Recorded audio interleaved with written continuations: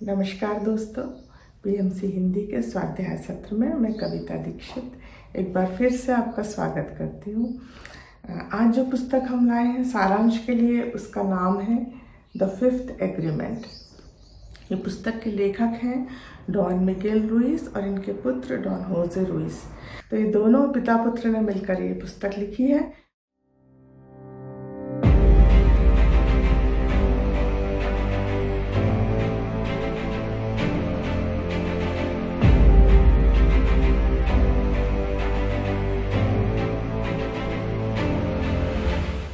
ये Toltec wisdom की पुस्तक है। टॉलटेक्स जो कि एक समूह है कलाकारों का, वैज्ञानिकों का, फिलोसोफर्स का, जो कि मेक्सिको के दक्षिणी हिस्से में रहता है, एक शहर में जिसका नाम है एंशिएंट सिटी ऑफ पिरामिड्स। बहुत ही सुंदर जगह है फ्रेंड्स।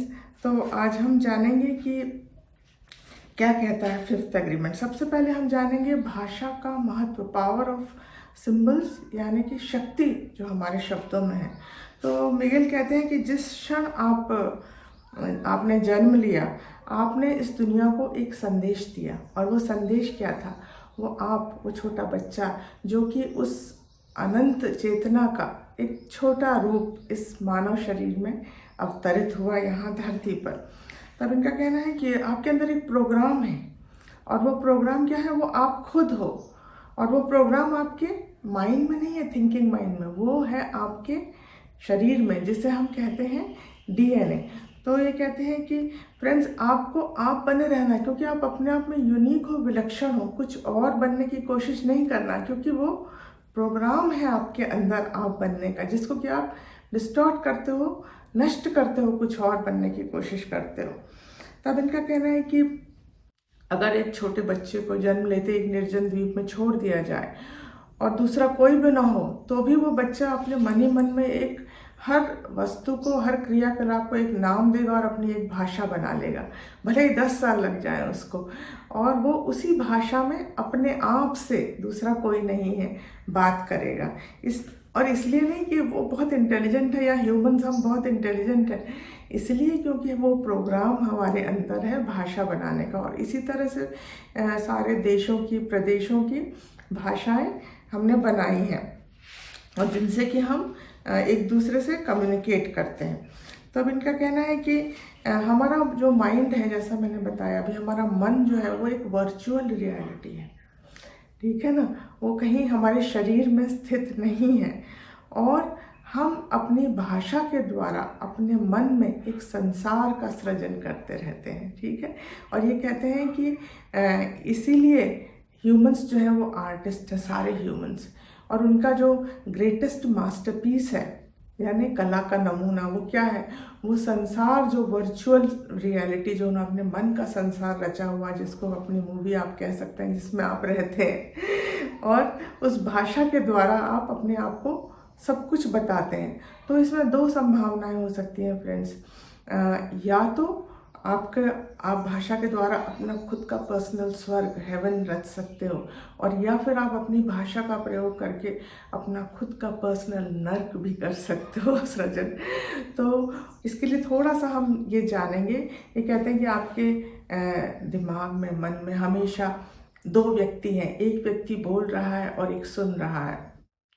तो आप कौन हो?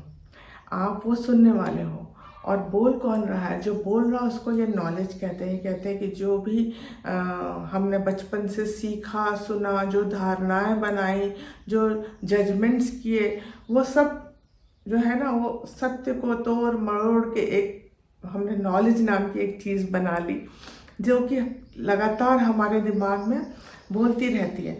तो वो नॉलेज जो है वो ज़्यादातर झूठ है, सच नहीं है। तो इनका कहना है कि आपका पर्सनल हेल्थ जो है वो आपका कष्टों से भरा हुआ है। हमेशा ये कहते हैं डिस्टॉर्शन ऑफ ट्रुथ। अगर वो संसार आपने जागृति में, अवेयरनेस में बनाया, सत्य के साथ सत्य को परख के बनाया है, तो वो आपका पर्सनल हेवन है, स्वर्ग है वो आपका। लेकिन आपने डिस्टॉर्शन के साथ बनाया है, धारणाओं के साथ बनाया है, तो वो नर्क है। और ज़्यादातर मनुष्य इस नर्क में रहते हैं, और ये मनुष्य के जीवन के जितने भी संघर्ष हैं या जितनी भी पीड़ाएं हैं, सफरिंग है, वो सब इसी के कारण है। और ये इनका कहना है कि अवेयरनेस जो है, जागृति, वो ही आपके लिए वो मतलब वो जिम्मेदार है आपका संसार कैसा है इसके लिए। तो अगर आप अवेयरनेस में हैं तो आपका संसार बहुत सहज है, सरल है, सुंदर है। अब हम जानेंगे अपना 5th एग्रीमेंट, यानी कि 5वां समझौता या 5वां संकल्प। संकल्प मैं इसलिए बोलती हूँ कि जब हम इनको अपने जीवन में उतारते हैं, तो जैसे हमने बहुत सारे संकल्पों को अपने जीवन में उतारा और जीवन को हमने कष्टमय बना लिया, ऐसे इन संकल्पों को जीवन में उतारते हैं तो जीवन को सुखी बनाते हैं। तो 5वां समझौता कहता है द पावर ऑफ डाउट, यानी संदेह की शक्ति। जब हम संदेह करते हैं किसी चीज़ पर तो वो कितना शक्तिशाली होता है। अब ये कहते हैं 5वां agreement, be skeptical but learn to listen. हमें सुनना बहुत ज़रूरी है, आना हमें सुनना ध्यान से चाहिए, पूरे सम्मान से सुनना चाहिए, लेकिन एक थोड़े से संदेह के साथ कि सामने वाला जो कह रहा है क्या वो वाकई में सत्य है। और क्यों ये बहुत ज़रूरी है, क्योंकि ज़्यादातर मिगिल कहते हैं व्यक्ति जो बातें अपनी कहते हैं वो सत्य नहीं होती हैं।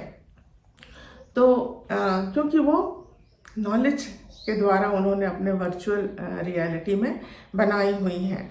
तो इनका कहना है कि जब आप संदेह के साथ सुनते हैं कि ये सामने वाला जो व्यक्ति कह रहा है क्या ये वाकई में सत्य है या ये इसकी वर्चुअल रियलिटी में से आ रहा है, तो फिर आपके अंदर आप बड़े पावरफुल हो जाते हो, आपके अंदर एक शक्ति आ जाती है ये देखने की कि क्या सत्य है क्या नहीं है।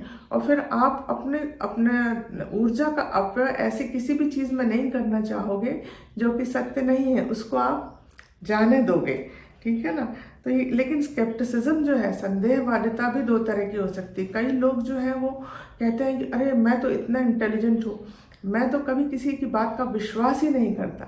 वो भी गलत है फ्रेंड्स। हमें पूरे सम्मान के साथ सुनना है, फिर उसमें से जो हमें लगता है कि वाकई में सत्य है केवल उसी को अपनाना है, बाकी को जाने देना है।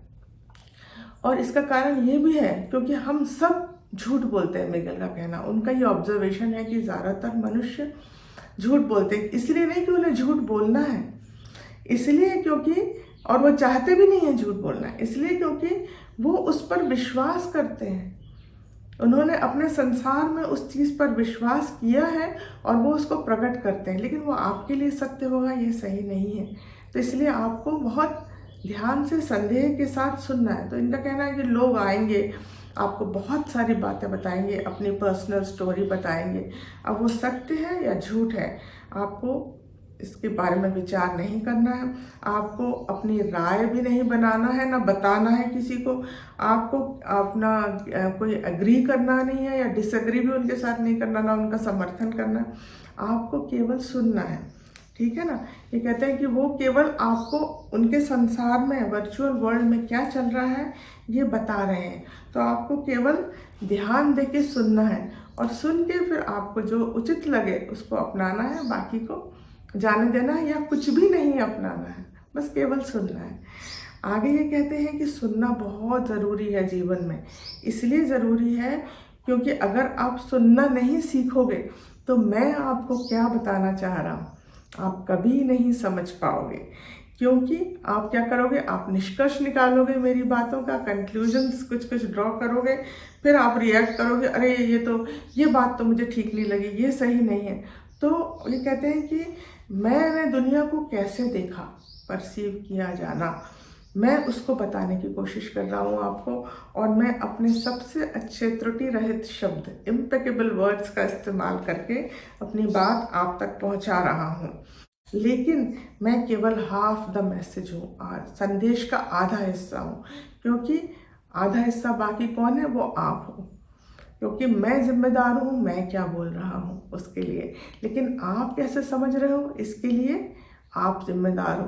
तो ये कहते हैं कि आप उसको गलत भी समझ सकते हो, मिस इंटरप्रेट कर सकते हो, आप मुझे किसी बात का दोष भी दे सकते हो, लेकिन आप मेरा विश्वास मत करो, ठीक है ना।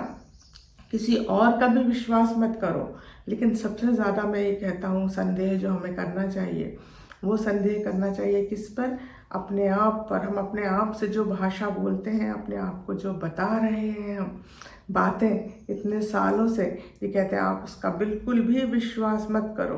और फिर ये कहते हैं कि आप समझ सकते हैं कि कितना महत्वपूर्ण है ये, जब मैं आपसे कहता हूँ कि आप अपना विश्वास नहीं करो, क्योंकि ये एक ह्यूज एडवांटेज है। क्योंकि जिस समय आप समझ पाओगे कि वो जो दिमाग में चक चक चक चक चक चक चक चक चल रहा है, इसने ऐसा किया, उसने वैसा किया, दुनिया मेरा फ़ायदा उठाना चाहती है, ऐसे लोग हैं, ये जो चल रहा है जिस समय, मैं ऐसा हूँ, मैं वैसा हूँ, और मैं ये नहीं कर सकता, मेरे अंदर इतनी काबिलियत नहीं है, ये सब बातें जो हैं वाइप ऑफ हो जाएंगी, साफ हो जाएंगी, और आप अपने आप को जान पाओगे कि आप आखिर में हो क्या।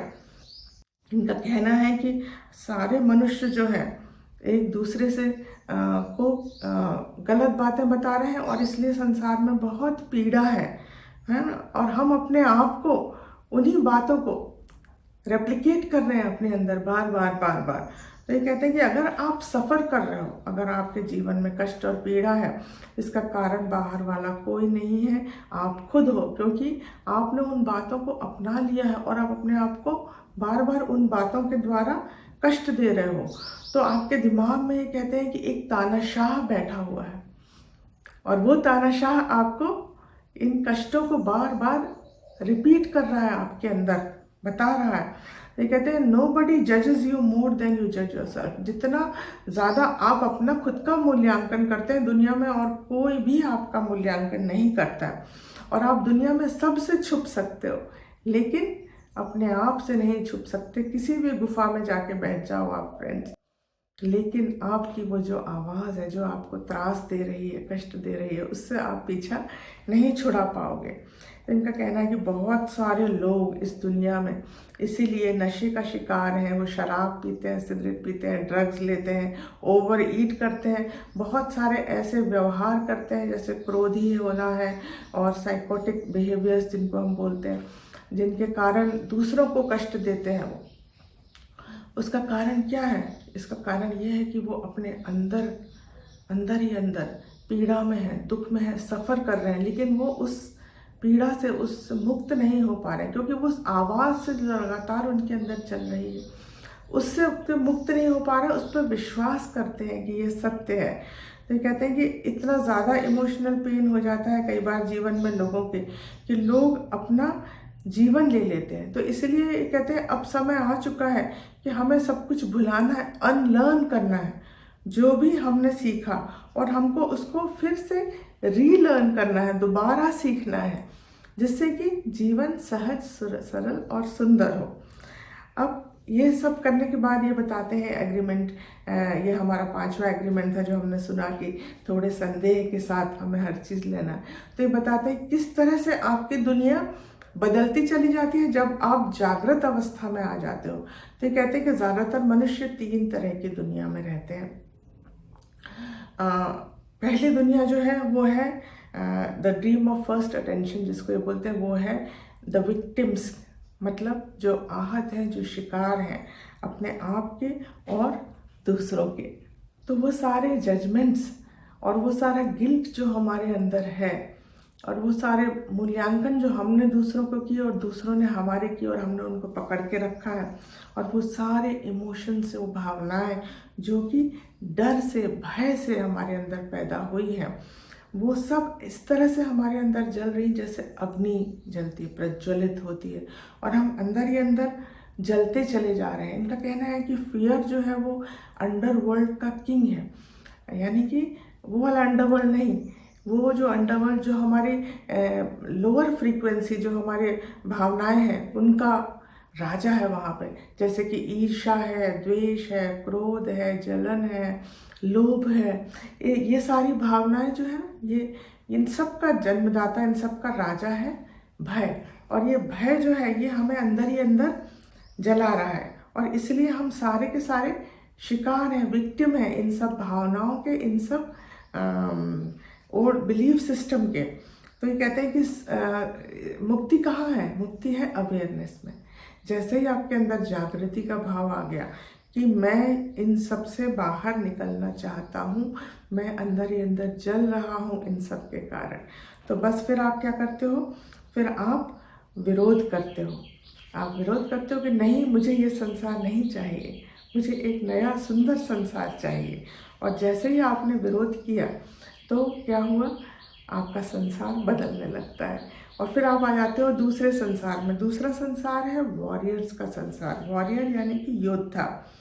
तो इनका कहना है कि आपके अंदर अवेयरनेस आई और आपने दूसरा अपना नया संसार बनाना शुरू कर दिया। अब योद्धा फ्रेंड्स हम कहते हैं, तो ये युद्ध जो है ये यही हमें बाहर संसार में नहीं लड़ना, ये युद्ध हमारा अपने आप से है। सारा संघर्ष अंदर ही है, बदलने के लिए अपने आप को।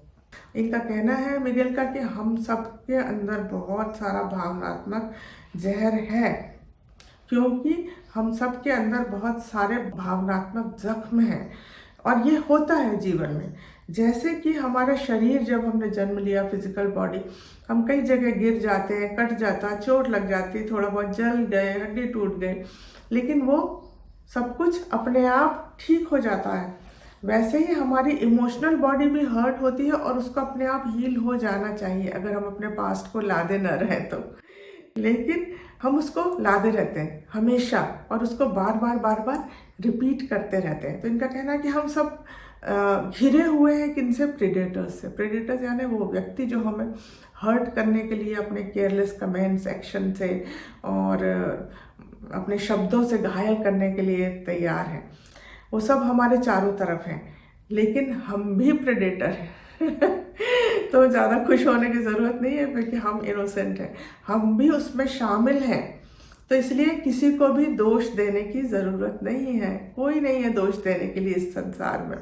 तो कहते हैं अगर आप किसी को दोष दे रहे हैं और सोच रहे हैं कि कोई आके आपके जीवन को संवार देगा, सुधार देगा, तो नहीं, आपका व्यर्थ है वेट करना, क्योंकि आपको अपने आप से सिर्फ आप ही बचा सकते हैं। तो ये कहते हैं कि हमें बजाय दूसरों को दोष देने के, हमें अपनी खुद की जिम्मेदारी उठानी पड़ेगी, अपने आप को हील करने के लिए, अपने आप को स्वस्थ बनाने के लिए, भावनात्मक रूप से और शारीरिक रूप से, दोनों तरह से। अब इनका कहना है कि बहुत सारे गुरु हैं, टीचर्स हैं दुनिया में, जिनका आप सहायता ले सकते हैं, और बहुत सारे टूल्स भी हैं जो आपकी सहायता करेंगे, किसमें, आपके सत्य स्वरूप में वापस लौटने, आपके कष्टों पीड़ाओं से आपको मुक्त करने में।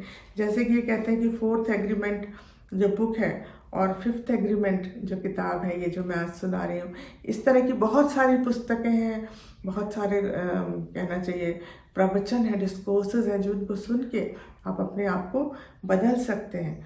तो जैसे ही एक बार आपने अवेयरनेस में आ गए और आपने सोच लिया कि ये पास्ट से मुझे छुटकारा पाना है, मुझे जो दिमाग में नॉलेज चल रही है उससे, उसकी बात नहीं सुनना है, तो फिर आपके दिमाग में जो लड़ाई चल रही है, लगातार युद्ध चल रहा है, आप वो ख़त्म हो जाता है, और फिर आप शांति से एक नए रास्ते की तरफ चल पड़ते हो। और वो नया रास्ता क्या है, वो नया रास्ता है ड्रीम ऑफ थर्ड अटेंशन, यानी कि तीसरा संसार। तीसरा संसार जो कि किसका है, मास्टर्स का संसार है, यानी कि गुरुओं का संसार है। जब ये कहते हैं, जब आपके जीवन में एक आखिरी जजमेंट होता है, आपने मूल्यांकन करना छोड़ दिया लोगों का, तब आप एंटर करते हो एक तीसरे संसार में। सारे मास्टर्स जो हैं वो पहले योद्धा थे, वो युद्ध लड़के यहाँ तक पहुँच गए हैं। तो इनका कहना है कि अब आपके अंदर फाइनली वो अवेयरनेस, वो जागृति आ गई कि आप कौन हो, ठीक है ना, लेकिन शब्दों के साथ नहीं, है ना। कितनी प्यारी बात है ये कहते हैं सारे प्राचीन टेक्स्ट जो हैं हमारे रिलीजन्स ये कहते हैं कि ईश्वर जो है वो शब्दों के द्वारा व्यक्त नहीं हो सकता। और ये बात बिल्कुल सही है, क्योंकि ये कहते हैं ईश्वर को जानने का एक ही तरीका है, to know God is to be God, अपने अंदर देखना उसको। अगर मिगेल कहते हैं कि आप मुझसे कहेंगे मुझे ईश्वर दिखाओ फेस टू फेस, तो मैं आपको क्या दिखाऊंगा, मैं आपको आईना दिखाऊंगा, आप अपने आप को देखोगे, क्योंकि आप ही ईश्वर का प्रतिरूप हो। ये कहते हैं अपने हाथ को देखिए, अपनी उंगलियों को हिलाइए। कौन हिला रहा है आपने उंगलियों को? आप क्या आप ये फिंगर्स हैं? ये कहते हैं कि नहीं, आप वो फोर्स हो जो इन उंगलियों को हिला रहा है कि नहीं? और वही फोर्स जो कि फूल खिला रहा है, जो वही फोर्स जो कि हवा चला रहा है, जो कि तूफानों को बनाता है और जो कि सारे ग्रह नक्षत्रों को, तारों को इस ब्रह्मांड में गति दे रहा है, जिसकी गति से वो यहाँ से वहाँ घूम रहे हैं। इनका कहना है कि सारी स्पीशीज, जितनी भी प्रजातियां हैं इस धरती पर, वो एक स्पेसिफिक किरण है, रे है लाइट की, फ्रीक्वेंसी ऑफ लाइट, जो कि जिसको कि हम कहते हैं, साइंटिस्ट कहते हैं डीएनए, उसके बने हुए हैं। और उनका जो मैनिफेस्टेशन है बस वो थोड़े थोड़े अंतर से होता है। और जैसे ही उनका प्रकटीकरण थोड़े थोड़े अंतर से होता है, तो कोई आइडेंटिटी जो है मनुष्य की पा लेता है, कोई बंदर बन जाता है, कोई चीता बन जाता है, या कोई वृक्ष बन जाता है। लेकिन फ्रीक्वेंसी ऑफ लाइट जो हमारा डीएनए है वो बेसिकली एक ही है। तो ये कहते हैं आप अपने आप में एक पूरा यूनिवर्स हो। ये धरती एक यूनिवर्स है, ये सूर्य, ये तारे सितारे सब यूनिवर्स है, सारे एटम्स जो हैं अपने आप में एक यूनिवर्स है, एक मिनिएचर सोलर सिस्टम है। जिस क्षण आपने पहली बार अपनी आंखें खोली, आप लाइट को जानने लगते हो, परसीव करने लगते हो, और लाइट जो है, प्रकाश, आपका टीचर बन जाती है। आपको समझ में नहीं आता, लेकिन आपका जन्म ही इसलिए हुआ है कि आप उस प्रकाश को जान सको, उसके साथ एक हो सको, उसको आत्मसात कर सको, क्योंकि वो प्रकाश आपका आधा हिस्सा है। तो ये कहते हैं कि जब वो प्रकाश आपके दिमाग में जाता है, जब आप सत्य के साथ हो, अवेयरनेस में हो, तो वो प्रकाश आपके मस्तिष्क में जाता है और वो आपके मस्तिष्क को नई तरह से अरेंज कर देता है, सारे एटम्स को, सारे न्यूरॉन्स को, और मॉडिफाई कर देता है। और जैसे ही आपका ब्रेन मॉडिफाई होता है, तो क्या होता है, आपकी वर्चुअल रियलिटी, आपकी दुनिया जो है वो मॉडिफाई। इसलिए फ्रेंड्स, ध्यान करना बहुत ज़रूरी है, प्रकाश को अपने जीवन में लाना बहुत ज़रूरी है। आपकी वर्चुअल रियलिटी, जो मन का संसार है, वो बदलने लगता है, और वो बदलने लगता है तो आपका डीएनए बदलने लगता है। ठीक है ना? तो जो गॉड की फैक्ट्री है वो डीएनए बदलने लगता है, और जैसे ही आपका डीएनए बदलता है तो आप क्या होते हो, आप अपग्रेड होते हो। एक नेक्स्ट बेस्ट पॉसिबल जो आपका स्वरूप है, इससे उच्च स्तर का स्वरूप आपका सामने आ जाता है। तो आगे ये कहते हैं कि जैसे आपके शरीर में ढेर सारे सेल्स हैं जो कि मिलके एक ऑर्गन बनाते हैं, जैसे लिवर के सेल्स लिवर बनाते हैं, हार्ट के सेल हार्ट बनाते हैं। तो और फिर उसके बाद इन सारे ऑर्गन्स से मिलके, सारे अंग जो है आपके मिलके आपको बनाते हैं एक एंटिटी। अपने आप में आप एक चलता बोलता एक वो संभावना हो। तो इनका कहना है कि क्या उन सेल्स को जो लिवर या किडनी बना रहे हैं, क्या उनको मालूम है कि वो सब मिलके क्या बना रहे हैं? आप बना रहे हैं वो। इसी तरह से इनका कहना है कि हम सारे मनुष्य मिलके एक एंटिटी बनाते हैं जिसका कि नाम है ह्यूमैनिटी या मनुष्यता। और हम सब जो हैं एक ऑर्गन है, शायद आपको नहीं मालूम, लेकिन हम सब एक ऑर्गन है, एक अंग है इस धरती माँ का। और इसी तरह से जो जंगल है वो एक अलग ऑर्गन है धरती माँ का, और एटमॉस्फेयर जो है वो एक ऑर्गन है, और सारी जातियाँ प्रजातियाँ जो इस धरती पर हैं वो सब एक एक अंग हैं धरती माँ का। जैसे हम कहते हैं ना कि फॉरेस्ट जो है वो फेफड़े हैं, लंग हैं धरती माँ के। तो इस तरह से हम सब मिलके एक संतुलन बनाते हैं, एक इक्विलिब्रियम बनाते हैं, और वो है धरती का मेटाबॉलिज्म जो हम बनाते हैं। तो इनका कहना है कि इसलिए कोई भी मनुष्य किसी से कमतर या बेहतर नहीं है, सब एक से हैं। और इसी तरह से कोई भी मनुष्य कोई अंतर नहीं है मनुष्यों में या किसी और जाति प्रजाति में कि मनुष्य कुत्ते से बेहतर है, या हम सब एक ही हैं, चाहे वो मक्खी हो या कुत्ता हो या फूल हो, हम सब एक ही हैं, एक ही जगह से आए हैं, एक ही जगह जाएंगे फ्रेंड्स। अब आगे ये कहते हैं कि अगर आप सत्य की तलाश में हो तो कोई ज़रूरत नहीं है कहीं सत्य के लिए तलाश करने जाने के लिए, क्योंकि आप ही सत्य हो। और अगर आप परफेक्शन ढूंढ रहे हो तो भूल जाइए, क्योंकि परफेक्शन एक इल्यूजन है, एक भ्रम है। फिर अगर आप अपने आप को ढूंढ रहे हो तो आपने कभी अपने आप को खोया ही नहीं, ढूंढने की ज़रूरत नहीं। और अगर आप ईश्वर को ढूंढ रहे हो तो उसको भी ढूंढने की ज़रूरत नहीं, क्योंकि ईश्वर ने कभी आपको छोड़ा ही नहीं। कितनी प्यारी सुंदर बात कही है फ्रेंड्स। वो कहते हैं जो इनफाइनाइट है उसकी प्रेजेंस हर समय हर जगह मौजूद है। फ़र्क सिर्फ इतना है कि आप कहाँ से देख रहे हो, क्या आप अंधेरे में स्थित होकर वहाँ उसको ढूंढने की कोशिश कर रहे हो, या प्रकाश में आ चुके हो और प्रकाश में रह के आप उसको देखने की कोशिश कर रहे हो। तो अब ये कहते हैं कि जैसे ही आपके अंदर ये नया पॉइंट ऑफ व्यू आ गया तो आप क्या बन गए, आप बन गए सीयर या देखने वाला, जिसको कि हम साधु या संत भी कहते हैं। लेकिन इन सीयर यानी जो देख सकता है। अब ये कहते हैं कि हाईएस्ट पॉइंट ऑफ आपकी जर्नी का आ गया, जबकि आप अपने आप को सत्य की आंखों से देख पा रहे हो। आप अपनी मैग्निफिसेंस को, आप अपने अद्भुत क्षमताओं को, अपने सौंदर्य को, अपने परफेक्शन को देख पा रहे हो। आप दूसरों को समझ पाते हो, लेकिन वो आपको नहीं समझ पाते। वो अपने आप को भी नहीं समझ पाते। इनका कहना है कि वो बस संघर्ष कर रहे हैं। 80% से 90% लोग इस धरती पर बस संघर्ष में जी रहे हैं। उनको किसी का विश्वास करने की ज़रूरत नहीं, लेकिन वो सब पर विश्वास करते हैं। मिगेल कहते हैं कि सम्मान एक बहुत खूबसूरत शब्द है जो हमें सभी को देना आना चाहिए, चाहे वो ये धरती हो जिस पे हम रहते हैं, चाहे व्यक्ति हो, चाहे दूसरी प्रजातियाँ हो, चाहे समुद्र हो। ये कहते हैं अभी इस वक्त आप एक मैसेज दे रहे हो इस संसार को, तो आप क्या मैसेज देना चाहते हो इस संसार को, ये ध्यान दीजिए। क्या ये मैसेज सत्य के साथ है या ये असत्य से जुड़ा हुआ मैसेज है? आप गॉसिप कर रहे हो, इस पर ध्यान दीजिए।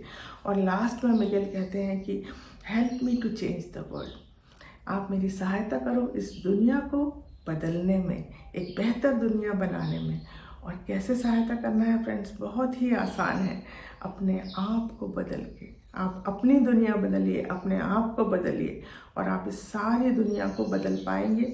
हम एक बेहतर दुनिया बना पाएंगे जहाँ ये कहते हैं कि सारे धर्मों का, सारी फिलॉसफी का सम्मान है, जहाँ सबको एक अधिकार दिया जाता है, जैसा जीवन वो जीना चाहते हैं वो जिए। ऐसी दुनिया का हम सृजन करेंगे फ्रेंड्स। तो थैंक यू सो मच, आपने इतना समय दिया सुनने के लिए।